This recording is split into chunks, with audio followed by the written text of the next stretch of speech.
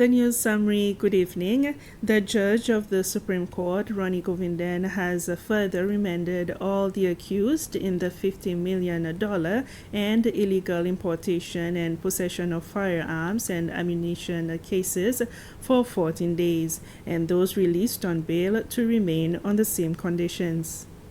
This morning, Judge Ronnie Govindan has ordered the Anti-Corruption Commission, ACCS, to complete disclosure of relevant documents to the accused in the missing $50 million case by the 29th of April, that's next month. He has set the 20th of May this year for all accused in that case to take their plea.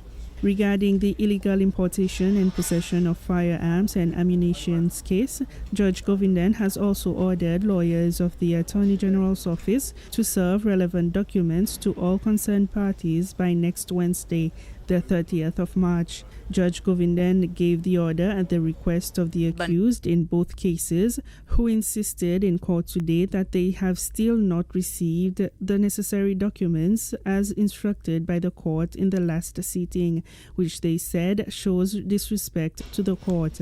Judge Ronnie Govindan has today dismissed the Laura Valabji's application for her to be released on bail, saying that the circumstances leading to her being charged hasn't changed.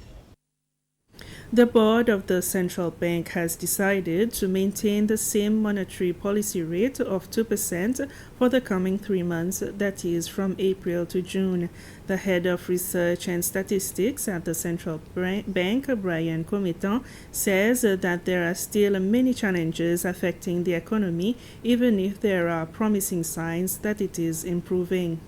This decision takes into consideration that the economy, although there are signs that it's recovering, remain relatively weak, and there is a need for the central bank to continue supporting the recovery in the economy. Despite the pickup in tourism arrival, the external value of the rupee, which remain strong, overall, the economy needs some breathing space to recover from the pandemic. So this is why there's a need to maintain the loose monetary policy stance in support of recovery in economic activity. 138 students have graduated from the Seychelles Business Studies Academy today. This was in a ceremony at the ICCS, which President Weber Ramkalawan and the Minister of Education, Dr. Justin Valentin, attended. The 2019-2021 cohort graduated with excellent performance despite having faced difficulties brought on by the COVID-19 pandemic.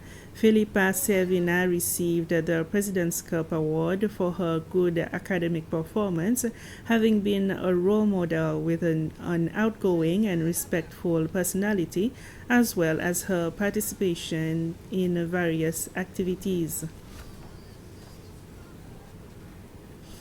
Aside from the Ocean Summit by Ocean Race, the UN Special Envoy of the Sea, Peter Thompson, held a bilateral meeting with several ministers at Maison Colette. Several initiatives, projects, and plans for future collaborations revolving around the blue economy and ocean management in Seychelles were discussed. The meeting was chaired by the Minister for Agriculture, Environment and Climate Change, Mr. Fabien Joubert, who was also sitting in for the Minister of Fisheries and Blue Economy, Mr. Jean-François Ferrari. I'll be continuing what I currently do, which is promoting SDG 14 to conserve and sustainably use the ocean's resources. That's the main thing we were talking about in there, because we have the UN Ocean Conference coming up in less than 100 days now in Lisbon in Portugal. And we're very much hoping that Seychelles will be well represented there. And the other thing we were really discussing in there was the sustainable blue economy. I'm sure you're aware is the future of humanity on this planet. This is where we will get our medicines from. You know, at present we only know 20% of the scientific properties of the ocean. That other 80% will be the pharmaceutical frontier, where we will get our medicines in the post-antibiotic age. It'll be where we get our food for when our grandchildren will be eating different food from us, just like we eat different food from our grandparents. They will be farmers of the sea. They won't be hunter-gatherers like we are today. So they will be probably using the phytoplanktons and zooplanktons and so on, and forming those into new foodstuffs. The energy of the sustainable blue economy, from wave and tidal and offshore wind, we can get 100 times the energy that we need to power our societies from the kinetic energies of the ocean. The National Children's Council have published last year's statistics of children who received therapeutic intervention through psychological services. Despite restrictions, NCC took several measures to reach out to parents and schools through several training sessions and other initiatives such as counseling. The Council is also making sure that children at President's Village are also catered for at a level of standard that is required. And we've targeted the schools, we've targeted the professionals working with children, we've targeted children in the school. And this year, in 2022, we are going out towards the community to bring our services closer to the community, working with the districts, working with parents within the district so that we better understand our children and we provide the parents with the skills and support that they need for them to raise their children better. With regards to the President's Village, there has been a lot of new development at President's Village last year. There is a renovation of 2 houses to better accommodate for the residents of the village.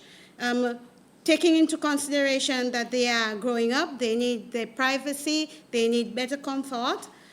The organization has also employed a new professional psychologist who is working directly with the children in terms of their behavior, helping them cope better with being in a residential care home. The professional psychologist is also working with the staff, giving them more skills and knowledge on how to work with children in a residential care home. And that's it for the news summary. We'll be back at 8 for the Creole News Bulletin. Bye-bye for now.